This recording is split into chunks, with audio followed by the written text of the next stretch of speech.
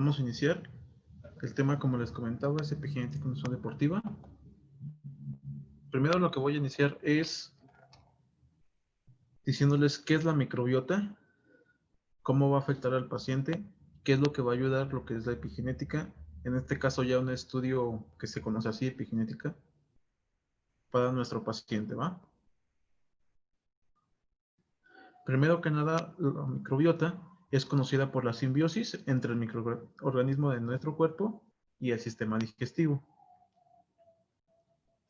Es un mecanismo unidireccional. ¿Qué quiere decir con esto? Que cada vez es más grande en cuestión de la edad, sexo, la genética, es decir, la herencia en este caso, y se está relacionando ya con estudios por la UAS, que es el Genome Wide Association Study, que indica que ya hay estudios genéticos, en este caso ya se fundamentó con Alzheimer, Parkinson, esquizofrenia, esclerosis múltiple, y en este caso en nutrición deportiva, ya se identificó el gen a disponer en un paciente con adipocitos grandes, es decir, un paciente que ya tenga obesidad. Y también se ha correlacionado con una encefalopatía hepática, ansiedad, autismo y síndrome de colon irritable.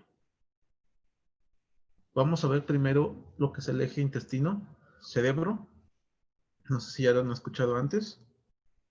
Si lo han escuchado, ¿alguien me puede decir de qué se trata más o menos?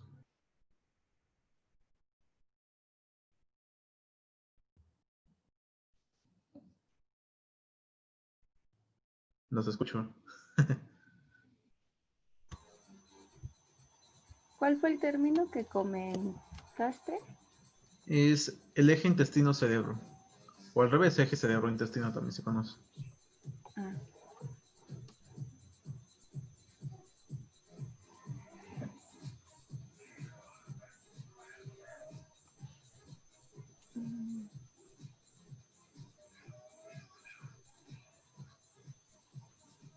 Pues, bueno, no es la comunicación en sí como tal lo mencionas, el cerebro intestino, las señales que se llegan a mandar para que se lleven a cabo ciertas funciones. Sí, más o menos a eso llega. En pocas palabras es eso. Vamos a ver un poquito más a detalle en esta presentación. El eje cerebro-intestino sí es la señalización entre el cerebro y el intestino. Está dividido en tres aspectos. Cerebro, el sistema nervioso entérico, que lo que hace es controlar la motilidad gástrica y la secreción de la mucosa, incluyendo los flujos sanguíneos, que es activado por una cascada de señalización por los metabolitos que genera la microbiota, específicamente los neurotransmisores, hormonas, ácidos grasos de cadena corta que también libera, para ejercer una funcionalidad del intestino normal. Esto da a su vez que libera citocinas en el sistema nervioso central, principalmente la vía de señalización que hay aquí es el nervio vago, y así ejerce su función como motilidad gástrica y vaciamiento gástrico. Pasamos a una segunda vía, que es el sistema nervioso endocrino y el sistema nervioso neuroinmune. Estos dos funcionan a la par para regular la entrada y salida de señalizaciones de los metabolitos, de las hormonas, de neurotransmisores, de todo. Específicamente hablando de neurotransmisores, está aquí lo que es la serotonina, la melatonina, el sistema innato, lo que es el sistema inmune, controla macrófagos, neutrófilos, células dendríticas, citocinas pre y proinflamatorias, interleucinas, inmunoglobulinas también, y promueve señales en el tubo digestivo dentro del sistema nervioso central, y activa lo que es una proteína conocida como proteína química atrayente tipo 1 o conocida también como MYP tipo 1. Y aquí ya se demostró que el gen asociado a la obesidad es el FTO, conocido como Fat Mass and Obesity. Voy a cambiar de diapositiva, igual que cualquier duda me dicen y ya lo vamos resolviendo. ¿Sí? Ya conocido ya esto, vamos a hablar qué es la epigenética y cómo surgió en el largo de los años. La epigenética surge por la importancia que tiene el ADN en su composición. ¿Qué quiere decir esto? Que la composición en nuestro cuerpo es propiamente la microbiota y la genética. Desde que nacemos hasta una edad temprana, nuestro cuerpo se va metabolizando, va generando refuerzos para poder protegernos por cualquier tipo de enfermedad, ya sea un resfriado, una gastroenteritis, algo por el estilo que nos vaya a afectar, específicamente hablando de genética y de microbiota. Esto incluye también todos los datos nutricionales, ya sea grasas. En este caso ya se incluye todo lo que son grasas, por ejemplo, este que les comentaba, el FTO. Las células dendríticas también aquí tienen un efecto muy importante. Factores externos, ya sean ambientales o cerca de el ambiente donde está el paciente. Y esto puede ejercer una metilación en las histonas y la modulación genética es muy importante en estos casos. Porque mediante esto el paciente va a metabolizar, va a sintetizar, va a absorber cualquier suplemento que le vayamos a dar en caso de lo que se necesite y la ingestión de nutrientes que vaya a tomar durante su entrenamiento. El descubrimiento fue por un libro que se llama Epigenética en Nutrición Deportiva. En este caso se globalizó y se llamó como el Plan Nutricional para la Epigenética. Ya basándose ahora en un plan para un paciente de alto rendimiento, se estudió con el WAS para ver lo siguiente. Primero, el modulador genético hereditario, el control inflamatorio, que es propiamente el metabolismo, y la optimización del rendimiento deportivo. Se globalizó en varias subcategorías. Ahorita igual al final les voy a mostrar un ejemplo de cómo viene esa prueba. Esta prueba yo la hago, ahorita también la van a ver. La prueba epigenética es un contexto entre la fusión de la nutrición y los agentes microbiológicos que existen ya sea en nuestro cuerpo y en factores externos. Cómo es que nos pueden afectar y cómo va a rendir el paciente en el deporte. Primero que nada, el modulador genético hereditario. Propiamente la genética. Van a haber tres factores que van a influir aquí. La metilación del ADN. Si hay una correcta metilación, aquí siempre lo que hay es una falta de microorganismos que tienen que ejercer su efecto continuamente en el cuerpo. La metilación del ADN surge por esta proteína que les había comentado, la quimio atrayente tipo 1, para que mejore lo que es el factor de intensidad y tiempo que les comentaba, es Central Fit, que aquí influye una hormona que es la GH. También va a controlar lo que es el factor glucémico, que es propiamente la insulina.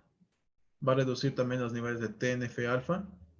Esto, claro, teniendo un paciente que tenga su optimización al máximo en cuestión de la microbiota. Y regula también el gen H3K4. Esto está conocido como el sistema que regula la grasa y el cuerpo en cuestión del metabolismo. La acetilación de histonas es también muy importante ya que ejerce su efecto como si fuera un control hepatotóxico de metabolitos. Los metabolitos son los que les mencionaba, los neurotransmisores, hormonas, ácidos grasos de cadena corta y un control glucémico también aquí. Y también aquí ejerce un efecto de isomerización y fosforilación, ya incluyendo en los términos de bioquímica, específicamente en la proteína deshidrogenasa, perdón, piruvato deshidrogenasa quinasa 4, que es dentro del músculo esquelético. Y también almacena y utiliza la energía, en este caso glucógeno, para que ejerza su efecto durante todo el entrenamiento. También ejerce un control anabólico para cuidar el estrés oxidativo que tiene el paciente durante el ejercicio. Voy a cambiarle, cualquier duda igual me lo van preguntando, ¿va?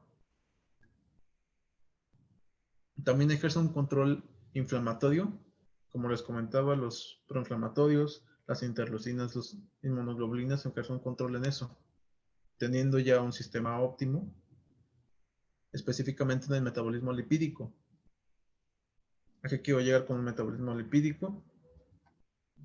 A que si no se tiene un efecto favorable, un efecto bueno en el paciente, puede generar trombosis en un paciente deportivo, pero si se tiene un control en esto, el metabolismo lipídico, aparte de que va a proteger contra esas enfermedades, va a proteger también la absorción, la va a utilizar de manera correcta, sin ningún problema. También ejerce un control del estrés oxidativo, control hormonal, principalmente en lo que habíamos visto,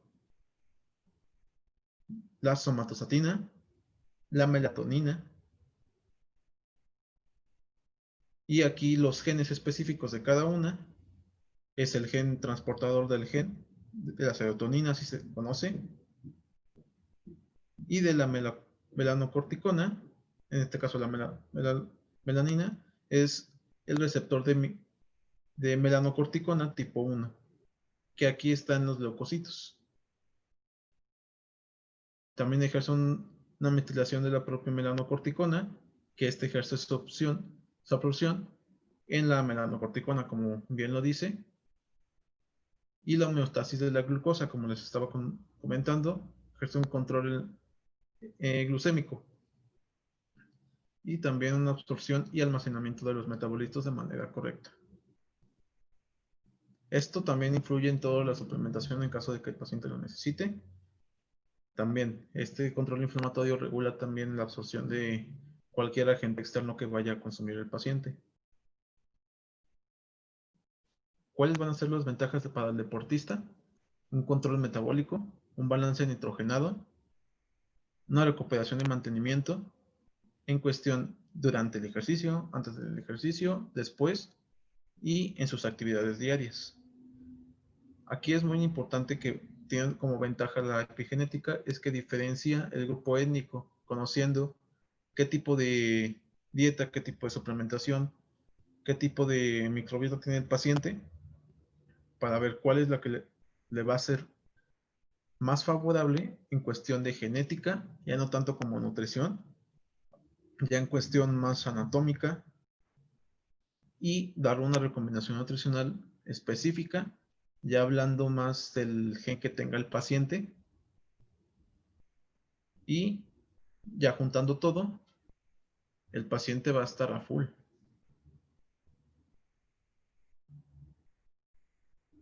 La optimización del rendimiento deportivo lo vamos a ver en 6 aspectos. Nutrición deportiva, que ya lo habíamos visto, en dietocálculo y en la suplementación deportiva. Las ayudas ergogénicas, que es propiamente lo que va a necesitar el paciente durante el ejercicio, ya sea un chaleco o un traje especial, o si fuera también un suplemento específico, ya sea proteína, creatina o algo por el estilo. Eso es ayuda ergogénica. Los inmunomoduladores, que lo vamos a ver ahorita. El control del estrés metabólico, que ya lo vimos anteriormente en la presentación pasada. La optimización de las frecuencias, ahorita lo vamos a ver. Y el equilibrio ambiental, eso ahorita también lo vamos a ver aquí en esta. ¿Hasta aquí alguna duda?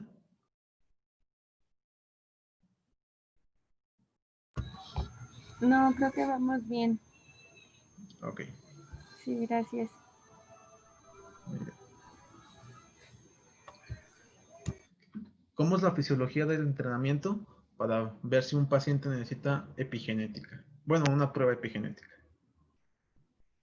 Vamos a ver primero la fase 1, que es la glucosa, prácticamente cómo se va a obtener. Tenemos que tener monitoreado al paciente de 3 a 7 días, dependiendo de su masa grasa, masa magra y su composición corporal. Aquí también influye el monitoreo del FIT y cómo es que el paciente está respondiendo al tratamiento que le pusimos. Por ejemplo, si le pusimos un tratamiento nada más de pura ingestión de nutrientes, ya sea antes, durante o después del ejercicio, tenemos que ver esos 3 a 7 días cómo responde, si está respondiendo bien, si el paciente presenta algún signo, síntoma o algún cuadro clínico. Hay que checar eso para ver si el paciente necesita una ayuda ergogénica o quitar algo de lo que le pusimos y suplementarlo con otra cosa. Esto es muy importante, que genera la glucosa durante los primeros 30 minutos. Solamente tenemos que monitorear en estos primeros 30 minutos, o bien si no podemos estar con el paciente durante el ejercicio, que nos vaya explicando qué es lo que siente en los primeros 30 minutos, o bien darle como un diario de alimentos para que nos diga cómo se sintió en cuestión ya de ingestión de nutrientes y cómo se sintió durante el ejercicio al ingerir tal alimento, ya sea de carbohidratos, de proteínas o algún suplemento que le pongamos. Aquí genera el paciente hipertrofia, contrayendo el músculo, va a tener fatiga muscular, deshidratación, pérdida de electrolitos y disminución abrupta de energía. Pérdida de electrolitos, como ya les había comentado, fósforo, magnesio, potasio, calcio, sodio, agua. Todos esos electrolitos influyen aquí también. Así que sí, en los primeros 30 minutos hay que poner una bebida hipotónica para que se hidrate el paciente correctamente, al menos en la fase 1. Pasamos a la fase 2, que es para el uso de glucógeno y acetil-CoA. Principalmente se usa glucógeno, la acetil-CoA viene después de eso, en los primeros 60 minutos y se almacena en el músculo. Tenemos que monitorear al paciente durante 2 semanas porque puede haber pérdida de masa grasa, puede que el paciente esté en su misma masa muscular o bien que haya aumentado dependiendo de cómo pusimos el tratamiento y cómo lo está siguiendo. Hay que tener una rehidratación. Aquí hay que poner una bebida isotónica para rehidratar al paciente y tener una ingesta de carbohidratos de 3 a 5 gramos por kilogramo de peso. Estas recomendaciones son diferentes a las otras porque aquí ya tiene la recomendación por medio de una epigenética en un paciente. Esto ya va general, es de 3 a 5 gramos por kilogramo de peso. Esto es un peso durante el ejercicio, es decir, un peso antes de que el paciente haga ejercicio, que es el que vimos con tasa de sudoración, es el PA. Mediante ese peso vamos a ponerle al paciente cuántos gramos por kilogramo de peso. Si no tenemos esos datos, puede ser con el peso normal, con el peso actual que tenga el paciente. En los primeros 4 días hay que suplementar con 8 a 10 gramos por kilogramo al día de hidratos de carbono, eso de puro alimento. Y esto sirve para aumentar las reservas de glucógeno y que dure todo el entrenamiento, en los 60 minutos, claro. Antes de una competencia, si está en un maratón o preparándose para una competición de alto rendimiento, como atletismo o levantamiento de pesas, que necesita mucha carga de carbohidratos, bueno, carga de energía, tenemos que suplementar con 5 a 12 gramos por kilogramo al día de hidratos de carbono, pero esto solo en ejercicios de resistencia. Y como ya les comentaba, el FIT es para controlar el soporte de energía que vamos a poner al paciente. Soporte de energía me refiero a los hidratos de carbono en este caso. Voy a pasar a la fase 3, ya última también, que ya ejerce aquí lo que es los cuerpos cetónicos, transfiriendo todas las reservas del músculo y del sistema nervioso central para que ejerza su efecto durante el entrenamiento. Esto se ejerce en un periodo de estrés oxidativo que tiene el paciente durante el entrenamiento y aparte aquí también agota las reservas y la movilización de ácidos grasos y aminoácidos como alanina, valina, isoleucina es muy amplia, por lo que también aquí se debe suplementar con carbohidratos ahora de 5 a 7 gramos por kilogramo de peso. Y aquí ya se podría poner una proteína o bien un gel o gelatina para que aumente esa reserva de energía que tenga el paciente y que no esté fatigado.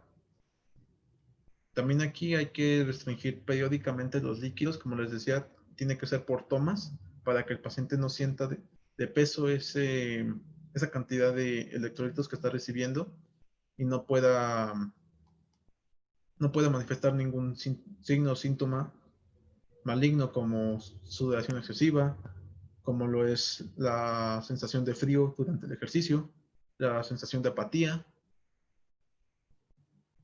También aquí va a haber una reducción periódica entre el peso corporal y el peso grasa, como lo vimos antes del entrenamiento y después del ejercicio. Tiene un peso muy diferente el paciente. Eso lo van a ver casi siempre en un paciente, claro, que sea de alto rendimiento. El peso igual no va a variar mucho, pero sí hay un cambio significativo. Vamos a ver cómo recuperar energía durante el entrenamiento. Esas son recomendaciones que hace la FDA y la Organización Mundial de la Salud en cuestión ya de una prueba epigenética que se realizó a nivel mundial. Si gustan apuntarlo o quieren que le cambie, como ustedes me digan.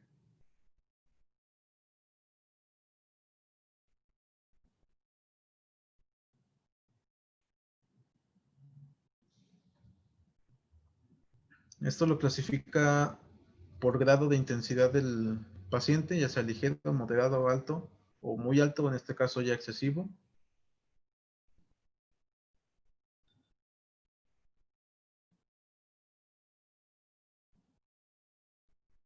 Esto es basado en nada más carbohidratos, sino aquí todavía no incluye proteínas. Recuerden que si quieren suplementar a un paciente con creatina, tienen que suplementar también con carbohidratos, pero ya en una ingestión de alimentos, no como proteína o algún suplemento. ¿Le puedo cambiar o quieren que le deje ahí un rato?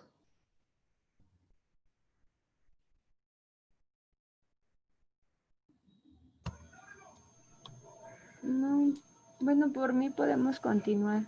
Sí, por mí también. ¿Ok? Vamos a ver ya los inmunomoduladores, que son los ejercicios de resistencia o prueba de saturación de oxígeno. Aquí es muy importante, ya que el paciente tiene que ser valorado con una prueba de saturación de oxígeno, con un oxímetro, para ver qué tanto es la saturación que tiene el paciente. Y si el paciente tiene una saturación menor al 70%, aquí ya hay un daño oxidativo que está afectando al paciente. Pero si tiene 70%, mayor al 70%, ya es óptimo. Pero si no lo tiene, vamos a ver qué es lo que puede provocar, ¿va? Primero disminuye su flujo sanguíneo, provocando isquemia gastrointestinal. Como vimos antes, si no tiene una motilidad gástrica óptima, el eje intestino-cerebro se ve afectado y por ende no va a controlar bien lo que son los neurotransmisores, principalmente serotonina y ¿cuál era el otro? Empieza con M.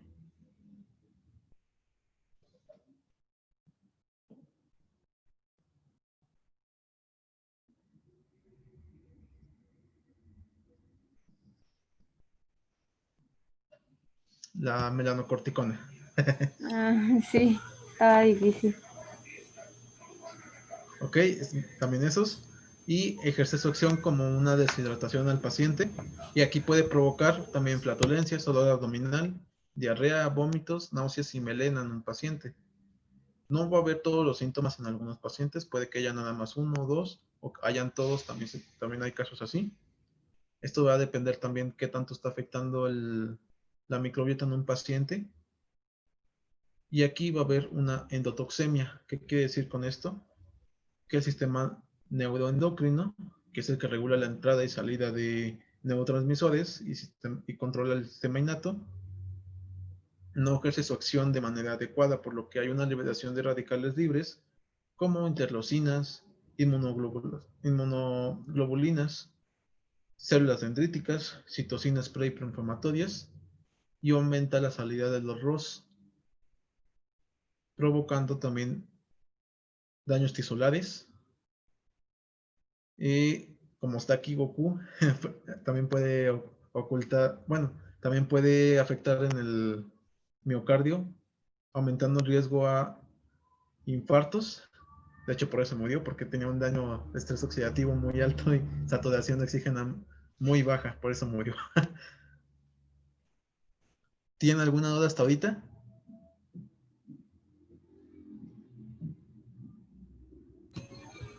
No, vamos bien.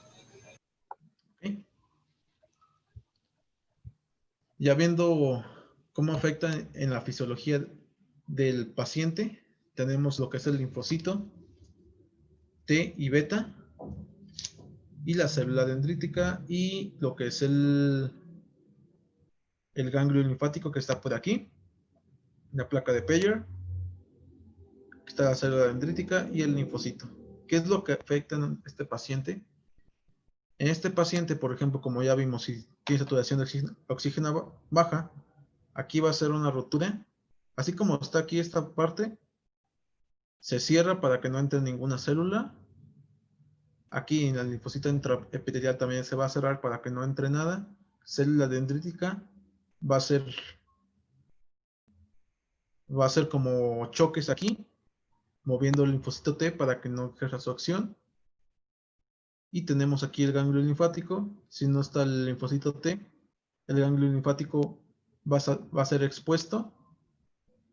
Y aquí puede entrar, por ejemplo, células cancerosas o también células que afecten al ganglio linfático, por ejemplo, una encefalopatía hepática, o puede provocar también ansiedad en el paciente, autismo o algún síndrome de colon irritable.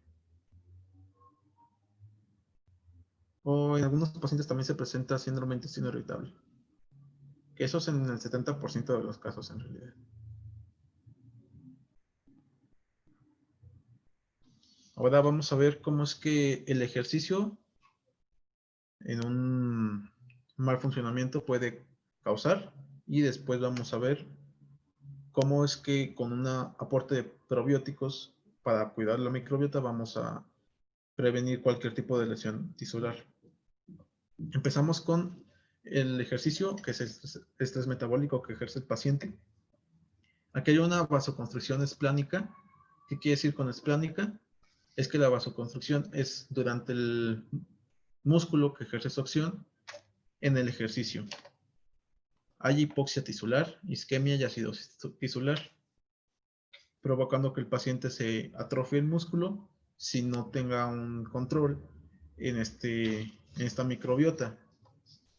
Recuerden que todo tiene que ser una simbiosis, ya sea lo que es suplementación o ingesta de alimentos, tiene que estar todo bien equilibrado para que tenga una barrera gastrointestinal adecuada. En este caso, como no lo tiene, hay una disfunción en la barrera gastrointestinal que puede provocar disfunción hormonal. Disminuye también el ciclo circadiano, que también uno de los genes afectados en el ciclo circadiano, igual avalado por la WAD, es la proteína del reloj circadiano 2. Y aquí también ejerce un efecto en el receptor de glucocorticoides conocido como PB, B de burro y MC. También otro de los genes afectados es el gen H19 y el gen IGF2, conocido por las células adiposas, y provoca también daño sistémico inflamatorio en la citosina IL-10 y la IL-12. Y aquí hay un posible daño multiorgánico que puede provocar al paciente si no se tiene un control en la microbiota óptima. Vamos a pasar ahora a cómo es que los probióticos pueden prevenir estos daños genéticos y físicos, tal cual. Ejerce una protección en la barrera gastrointestinal de tal forma que va a controlar las hormonas y disminuye el estrés oxidativo para que los radicales libres, los ROS, el estado de vigía, que es el ciclo circadiano tal cual, esté óptimo y tenga un balance. Siempre hay que tener un balance en estos tres aspectos, incluyendo también las células dendríticas, interleucinas, inmunoglobulinas, todo eso hay que tenerlo siempre en un balance para prevenir cualquier lesión tisular o problemas gastrointestinales, como se los comenté, el síndrome de intestino irritable o síndrome de colon irritable. ¿Ok? En cuestión de marcas no recomiendo ninguna, nada más así. Estaban estas que son los probióticos vegetarianos y los probióticos para cualquier tipo de pacientes. Principalmente para un vegetariano hay que ver que los cultivos sean mayor a 4000 y los probióticos en un paciente normal sean mayor a 2000. ¿Para qué? Para que su dosis sea efectiva, y la dosis es propiamente del frasco. La verdad todavía no están fundamentadas las dosis específicas para cada uno, porque siempre varía tanto en la concentración como en los mililitros que tienen cada presentación o cada marca que manejan.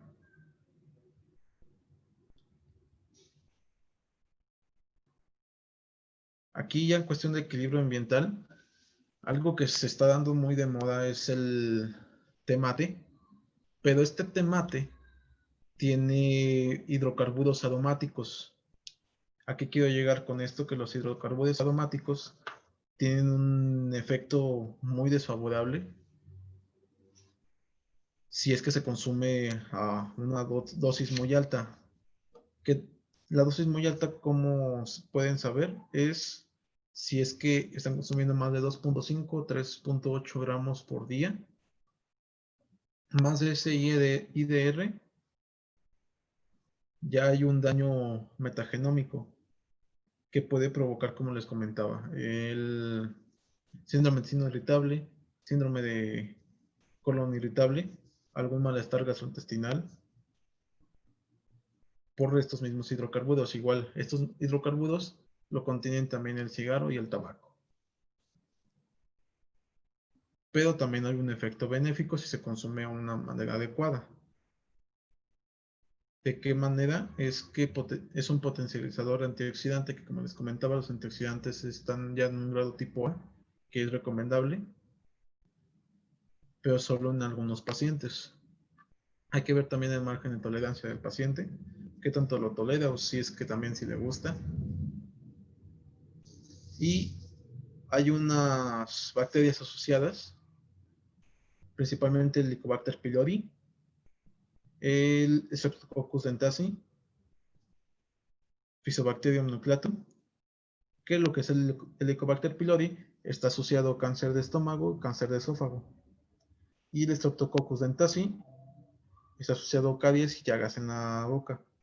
Y el Fusobacterium nucleatum está asociado a asma, alergias alimentarias o intolerancias. También en este caso, el Fusobacterium está asociado a generar tolerancia en ciertos suplementos o en ciertos alimentos durante el ejercicio. ¿Cómo podemos evitar esta bacteria? Teniendo un control en el equilibrio ambiental y un control en la microbiota, añadiendo probióticos en un paciente. Obviamente no en todos van a funcionar, pero en la gran mayoría siempre funciona.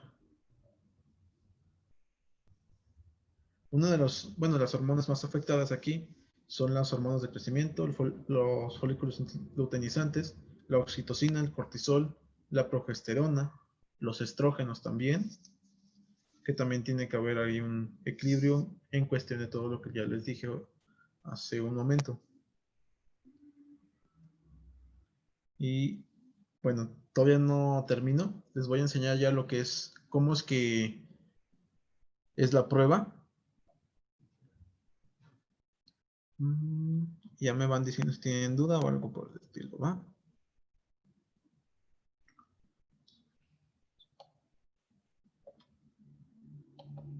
Okay. Así viene la prueba. Viene como si fuera algo médico, tal cual. Nos dice, no, que es un programa de optimización del bienestar. Yo lo que le recomiendo es que al paciente solo le den las hojas hasta a partir de aquí, que dice plan de alimentación para optimización del bienestar. Ahorita les voy a explicar cómo es que viene más específico cada una. Propiamente lo que dice aquí es, en un momento, el tamaño que no se ve nada. Ya, ahora sí. Está dividido en las subcategorías que les decía. Son, si no me recuerdo, eran 9. Incluye aquí ya lo que es la microbiota, como lo que lo podemos asociar. Esta prueba está avalada a nivel internacional, es europea. Se llama el programa Celdi Waiting. Y nada más déjenme les muestro cómo viene. Viene así. Eso siempre pone en rojo, que quiere decir que este es un informe individual para cada paciente. Se informa mediante la genética de cada paciente. En este caso, ahí pongo el nombre de la paciente. Se llama Sandra Karenina Miesa Lonoyola. Esto es un programa solo de 90 días, pero lo podemos implementar durante todo el tratamiento que vaya a estar el paciente con nosotros. Lo divide de esta manera: alimentos, aminoácidos, antioxidantes, minerales, la resistencia, los retos ambientales, que es propiamente los factores, las vitaminas, ácidos grasos. Aquí es muy importante que pongan siempre ácidos grasos esenciales. Eso siempre lo ponen ellos porque son los que más se utilizan durante el entrenamiento deportivo. Esta prueba se realiza por medio de un folículo de cabello. Nada más se toman el paciente, se deja en un muestreo y se envía a Europa. Se tiene la prueba en 2 semanas como máximo. Se las envían totalmente digital. Y como viene en categoría tal cual, así como se los mencioné, viene por medio de cada indicador. En este caso ponen que indicador de antioxidantes zinc, resistencia al postvirus o virus esporas también. Como les comentaba, también ejerce su opción en algunas bacterias. Los ácidos grasos esenciales, algunas vitaminas. Aquí ya va muy específico para ver qué tipo de vitamina, por ejemplo, el complejo B, que es muy general. Aquí ya le va a decir qué tipo de complejo necesita el paciente, ya sea vitamina B1, vitamina B2, vitamina B3, o por ejemplo en vitamina D hay muchísimos subtipos. Aquí ya les va a decir qué es lo que va a venir, o bueno, qué es lo que necesita el paciente. Y aquí es muy importante, siempre esta prueba te dice prioridades en rojo, aconsejable y a considerar. ¿Qué quiere decir? ¿Qué prioridades van a ser lo que necesita el paciente urgente? Aconsejables es lo que les pueden recomendar al paciente que consuma, ya sea de algún alimento si es que no lo necesita tanto, o bien también si es que el paciente quiere consumir algo, sin ningún problema es aconsejable, o a considerar que es que está en un rango normal, pero si puede suplementarse o bien consumir un poco más de lo normal. Ahora, la optimización de los sistemas, como les mencionaba, el metabolismo, la síntesis de proteínas, la producción de energía, sistema suprarrenal y sistema gastrointestinal. Ya ejerce también todo lo que les mencionaba: el estrés oxidativo, sistema inmune, equilibrio de la microbiota, sistema cardiovascular, detoxificación, que es el sistema de desintoxicación, el sueño, que es lo que les comentaba, que es el ciclo circadiano, las emociones, más que nada el sistema hormonal, la hidratación. Voy a bajar poquito. Igual si quieren que me detenga para que vean más a detalle alguna cosa de la pantalla, me dicen para detenerle, ¿va? Y aquí ya es lo que son las indicadores de apoyo circulatorio. Ya les va a decir, ¿no? Qué es lo que puede consumir durante su ejercicio, qué es lo que está aconsejable, y aquí ya les menciona qué indicadores son los más óptimos para aumentar su rendimiento físico. Aquí, por ejemplo, nos indica la vitamina B2, vitamina K1, ácido oleico 9 y el magnesio. Y, por ejemplo, en el ejercicio, en este caso, el paciente no estaba haciéndolo óptimamente, por lo que le indica aquí un ejercicio aeróbico al menos 20 minutos por día. Eso siempre lo ponen así como muy general, pero hay que asesorar al paciente. También de estilo de vida, por ejemplo, en este caso estaba consumiendo alcohol, tabaco y mucho contenido de azúcar. Esto para que el tabaco y alcohol lo usaba normalmente cuando estaba estresado. Ya después del ejercicio consumía estas dos opciones. Y los azúcares porque necesitaba rendir en el ejercicio. Es lo que comentaba. Y ahora los indicadores de vitaminas, como les comentaba. Aquí nos indica vitamina K1, biotina, vitamina B1, vitamina B2. Si se fijan, ya ahora sí ya es muy específico en relación, por ejemplo, de la vitamina B. Ya te dice qué tipo de vitamina E en cuestión de subtipo es el que necesita el paciente y así que tenga una optimización en su rendimiento deportivo. Aquí les indica nada más, bueno, esto ya es para los pacientes, en qué alimentos los puede encontrar. También igual los minerales, también aquí los indica. En este caso, el paciente estaba en un aporte adecuado, pero también es aconsejable en este caso. Por ejemplo, en este caso necesitaba cobre y magnesio. Y algo de selenio, que es lo que nos indica acá. Aquí, selenio, cobre y magnesio. Y ya igual les menciona en qué alimentos se pueden encontrar, cómo es que va a apoyar al paciente, cuál va a ser su efecto, los menciona prácticamente para que el paciente lo pueda leer sin ningún problema. Y también los indicadores de ácidos grasos esenciales que les comentaba. En este caso lo pone como aconsejable, que es para que aumente su ingesta. En este caso ácido linoleico 9 y ácido linoleico 6. También igual aquí siempre es muy específico. Y de igual forma, así como nosotros, les dice en qué alimentos se pueden encontrar. Y algo que se me pasó es qué puede pasar si no se consume adecuadamente y qué puede pasar si se consume adecuadamente. Igual aquí en antioxidantes, aquí siempre menciona esto, que esto, su plan personal. Es decir, que cada una de estas pruebas es solamente para una persona, no se puede compartir. Eso es muy importante que siempre le diga al paciente con una prueba epigenética. Y aquí ya lo menciona como prioridad, es decir, que el paciente no está consumiendo los antioxidantes que necesita. En este caso el zinc, igual así como les mencioné atrás, aquí ya como es antioxidante tal cual, les menciona qué es lo que puede provocar, en este caso los radicales libres y los ROS, que propiamente es todo esto.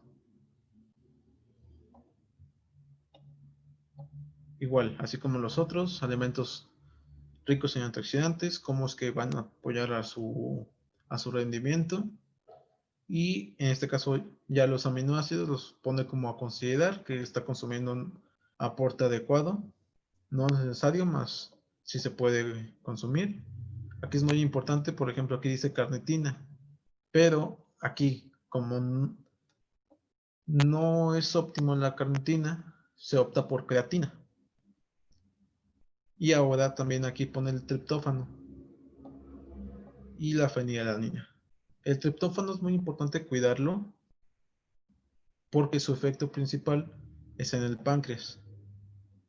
Y si no tiene un correcto aporte de triptófano, puede afectar a nivel insulínico, aumentando el riesgo de diabetes. Igual aquí, como en los otros, el aporte del beneficio que se da al consumir aminoácidos a la optimización y alimentos ricos en ellos. Y ahora lo que son los retos ambientales, que es lo que me interesaba que vieran. Aquí dice, por ejemplo, que reduzca la carga, es decir, por ejemplo, en este caso dice químicos e hidrocarburos. Hidrocarburos, como ya lo vimos, está consumiendo tabaco y alcohol. Eso, el tabaco es el que contiene los hidrocarburos, por lo que hay que ya sea quitarlo o bien disminuirlo poco a poco. También hay otras dos opciones, que es radiación, ya sea de algún sistema que esté por ahí. Por ejemplo, si es un ingeniero que tenga un sistema que emita mucha radiación, o si está mucho tiempo cocinando, también eso indica una radiación considerable. Metales pesados como plomo, el consumo de pescado, ese tiene mucho plomo. Si es que el paciente está consumiendo mucho atún o algún alimento de mar, normalmente siempre es el plomo el que está ahí. Igual, así como los otros, que es recomendable para que el paciente pueda cambiar de hábito. Aquí ya como tal es un pequeño resumen de cómo es que el reto ambiental puede cambiar su vida en cuestión ya beneficio, y qué alimentos puede consumir para limpiar este aporte. Limpiar no lo vienen tan cual como detox. Aquí no le estoy diciendo que una dieta rica en detox va a cambiarlo, pero aquí es muy importante, dice probióticos. Los probióticos es lo único que nos vamos a basar. Ya de lo demás, está en el paciente si quiere consumirlos a un aporte normal, pero los probióticos es lo que nos indica que ya tiene que suplementarse con esto. Esto en sí, el equilibrio ambiental es para ver si necesita o no probióticos. Y ahora, indicador de resistencia. Aquí ya indica que necesita reducir su carga porque ya es una prioridad. Principalmente esporas, virus y posvirus. Ahorita lo vamos a ver para que lo entiendan un poquito mejor. Aquí está. Es decir, lo que es el de resistencia es qué tanto está haciendo su efecto de probiótico, prebiótico, microbiota, qué tanto tiene ese mecanismo de los microorganismos y simbiosis entre el cuerpo. Y si no lo tiene adecuado, hay que poner un aporte considerable de probióticos. Aquí es muy importante, tiene que ser probióticos, no prebióticos. ¿Alguien me puede decir cuál es la diferencia entre prebióticos y probióticos?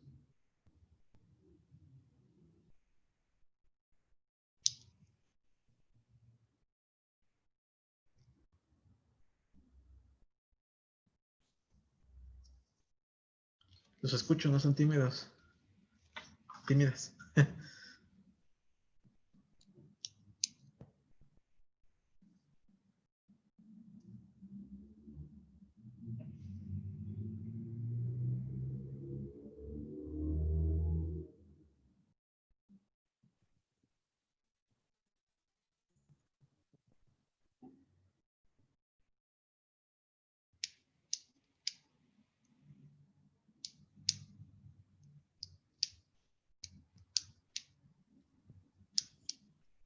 Los probióticos son los microorganismos y los prebióticos son el alimento o algo así. Exacto, muy bien. ¿Cómo te llamas? Daniela. Daniela, ok, sí. Exacto, los probióticos son lo que están en microorganismos de nosotros, y los prebióticos es la comida de los probióticos. Por eso es importante recomendar probióticos y no prebióticos. Vamos a seguir viendo cómo es la prueba. Ahora aquí dice indicadores de interferencias. ¿Qué quiere decir con interferencias? Es la exposición que tiene el paciente en relación a cualquier tipo de electrodo. Por ejemplo, en este caso usa muchísimo el teléfono móvil. Y, por ejemplo, dice corriente de entrada. En este caso, corriente de entrada, por ejemplo, pueden ser el microondas o la estufa, que ejerce una radiación considerable, muy baja, pero todavía tiene. ¿Esto a qué nos puede afectar? Se están preguntando, ¿no? Pues eso, ¿a qué nos afecta? Esto afecta a nivel genético. Por ejemplo, les comentaba de la esquizofrenia, el Alzheimer, la ansiedad, la esclerosis múltiple. Esos 4 pueden estar afectados, o bueno, más bien puede provocar un daño genético para que se desarrolle esas enfermedades en un periodo corto o largo de tiempo.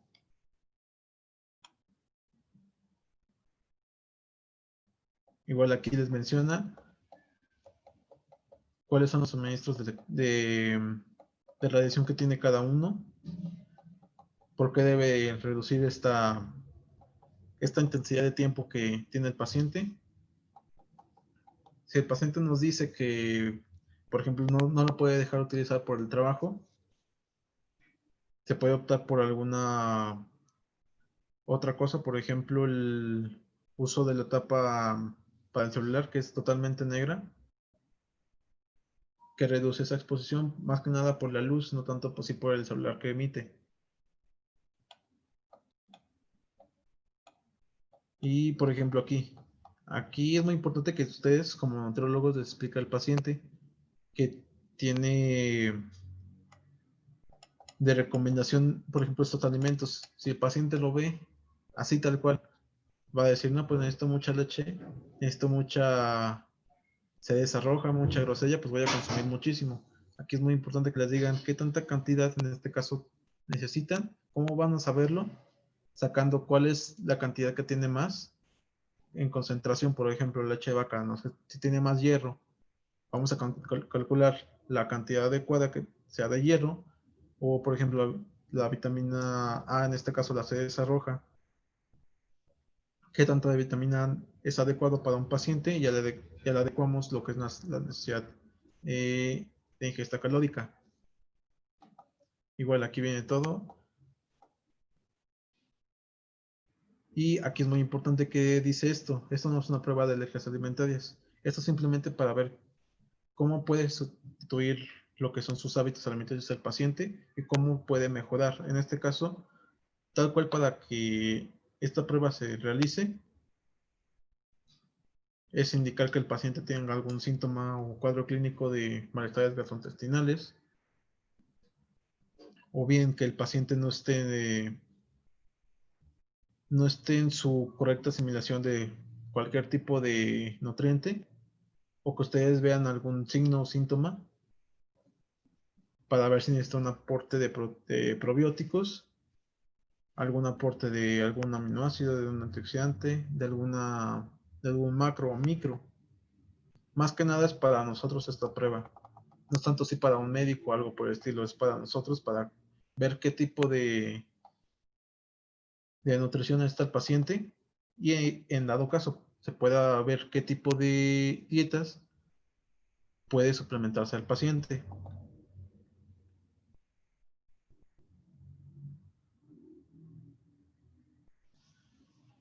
Y hasta aquí tuvieron alguna duda o algo por el estilo. Comentarios, algo que se les hizo interesante.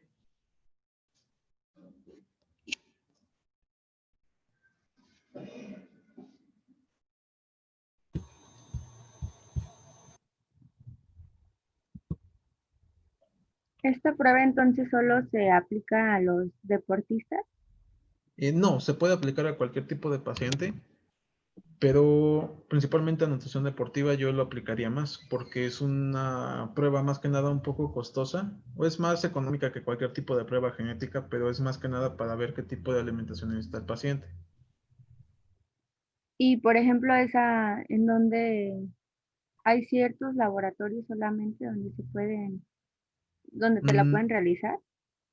sí, hay ciertos laboratorios. Bueno, por ejemplo, aquí en San Luis Potosí hay uno que se llama IPCIT, que es el Centro de Investigación. La prueba tal cual lo realizan directamente allá en Europa. Nosotros lo que nos rentan ahí en el IPCIT, que es el Centro de Investigación, nos rentan el equipo. Ese equipo nada más es para que pongas tú el folículo de cabello, nada más lo tienes que arrancar, lo pones en una laminilla y un portaobjetos y ya lo pones en un paquete ya para enviarlo. Prácticamente, en pocas palabras, nada más te rentan el equipo para que puedas escanearlo y ya enviarlo hacia Europa. No sé si en Ok. todos los municipios esté, pero puedes buscar ahí en algún centro de investigación que haya ahí en tu ciudad para ver si tienen este tipo de aparatos, si te lo pueden rentar y, claro, cotizar más o menos cuánto le saldría al paciente. Ujú. Sí, me imagino que sí. Sí, bueno, aquí Cuesta en San un Luis poquito. Potosí el costo va de 3,500 a 4,000 pesos. Ok. Pero para un nutrólogo, bueno, ya personal de salud, le saldría entre 2.500. Bueno, a mí me sale en 2.500 y ya lo vendo a 3.500, 4.000 pesos. Ok. Igual también si están interesados en hacer una prueba o que les pregunten, sin ningún problema yo lo puedo recibir y yo lo puedo mandar directamente allá. Ok, muchas Sí, gracias. sin ningún problema. Sí, sí, está interesante. Bueno, más que nada porque ya te dice específicamente qué nutriente Sí, necesitas exacto. más y así lo puedes complementar mejor. Sí, sí. ¿Algún otro comentario, duda? Ya para finalizar y nos vemos mañana. Ujú.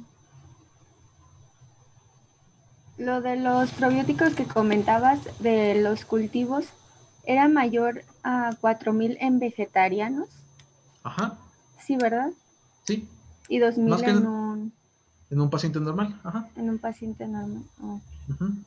Hay que ver siempre que tenga bifidobacterias y lactobacilos, porque si no tiene esos dos, por ejemplo, si nada más tiene bifidobacterias o nada más tiene lactobacilos, no sirve, tiene que tener las dos cosas.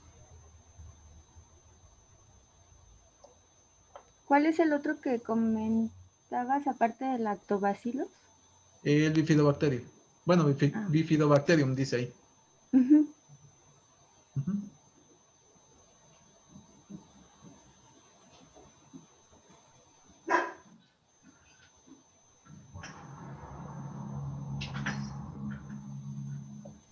Que bueno, ya si no tienen ninguna duda o algo por el estilo, ya cerramos ahorita.